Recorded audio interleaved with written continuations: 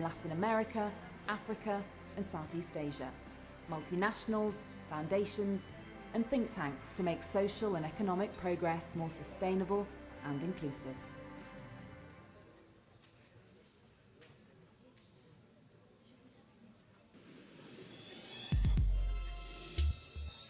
How's your life? And what's important to you? For almost 100 years, we've ranked countries according to their GDP. It measures the economy, which is important, but so is quality of life. So we're measuring the many things that improve people's quality of life.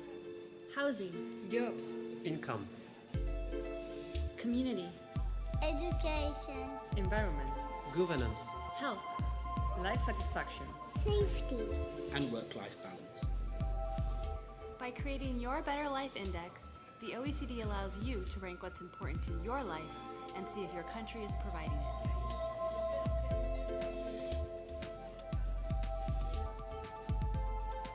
You can compare your country with others, and because the Better Life Index is interactive, you can show what you need to make your life better.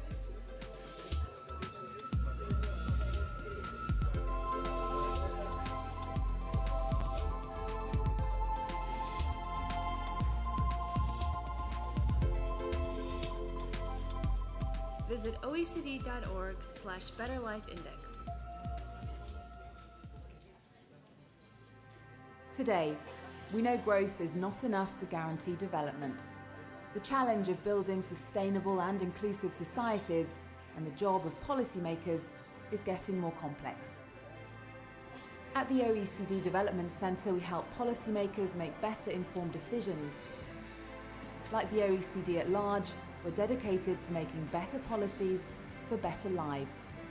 What's different about us is that for over 50 years, the Centre has gathered 41 members, including both OECD countries and developing countries from across the globe to find solutions to today's development challenges. But let's rewind a little. What exactly is so complex about the challenges of today? One big change over the past 15 years is that developing countries have been growing faster than the so-called rich countries. Globally, there's been a shift in wealth. For many emerging and developing economies, this shift in wealth came with new opportunities, especially for the growing middle classes. But prosperity is also associated with rising expectations. Meanwhile, inequalities are on the rise. A young North African with a diploma has more difficulty finding a job than one with no formal education. A Latin American is more likely to belong to the middle classes, but is often only a hospital visit or a paycheck away from poverty. In Asia, jobs have been created in factories, but often at a high environmental cost. Gender equality is another challenge. Despite the adoption of laws to provide them with equal rights, women around the world remain at a disadvantage.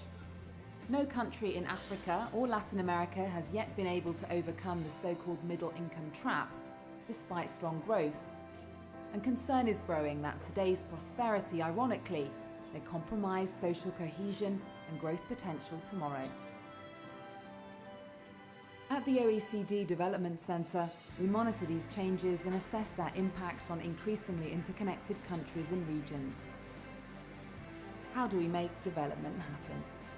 The dialogue between developed and developing countries has changed in the nature, and Development Center has this ability to reunite very different stakeholders. Make sure that as we dialogue, we also move from dialogue to action. It looked at the shifts in the global economy in a very innovative way. By the analysis about the shifting source of growth and the distribution of wealth in the world economies. We know there's not one model because not even all of our successful countries do it the same. Crecimiento sin inclusión social no es suficiente, necesitamos inclusión y para ello el desarrollo productivo es esencial. And we do that by building